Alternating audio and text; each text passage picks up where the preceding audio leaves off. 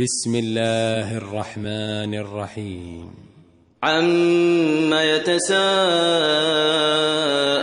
عَنِ النَّبَإِ الْعَظِيمِ الَّذِي هُمْ فِيهِ مُخْتَلِفُونَ كَلَّا سَيَعْلَمُونَ ثُمَّ كَلَّا سَيَعْلَمُونَ أَلَمْ نَجْعَلِ الْأَرْضَ مِهَادًا وَالْجِبَالَ أَوْتَادًا وَخَلَقْنَاكُمْ أَزْوَاجًا وَجَعَلْنَا نَوْمَكُمْ سُبَاتًا وَجَعَلْنَا اللَّيْلَ لِبَاسًا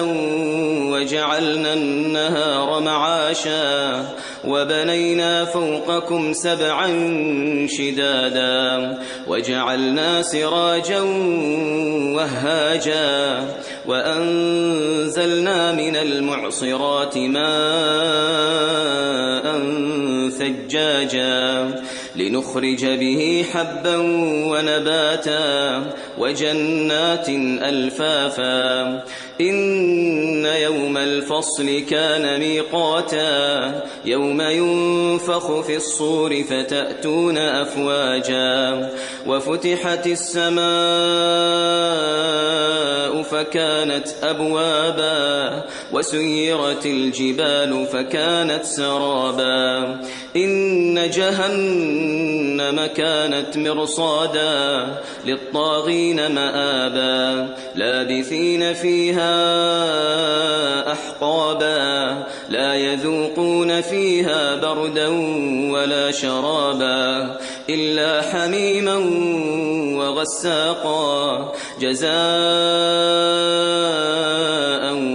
وِفَاقًا إِنَّهُمْ كَانُوا لَا يَرْجُونَ حِسَابًا وَكَذَّبُوا بِآيَاتِنَا كِذَّابًا وَكُلَّ شَيْءٍ أَحْصَيْنَاهُ كِتَابًا فَذُوقُوا فَلَن نَّزِيدَكُمْ إِلَّا عَذَابًا إِنَّ لِلْمُتَّقِينَ مَفَازًا حَدَائِقَ وَأَعْنَابًا وَكَوَاعِبَ أَتْرَابًا وَكَأْسًا دِهَاقًا لَا يَسْمَعُونَ فِيهَا لَغْوًا وَلَا كِذَّابًا جَزَاءً مِّن رَّبِّكَ عَطَاءً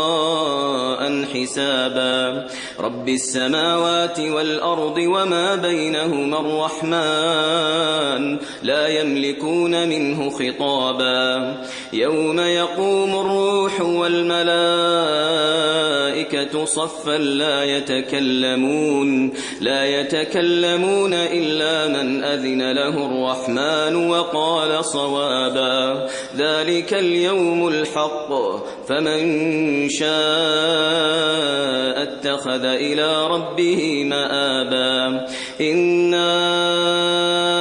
أنذرناكم عذابا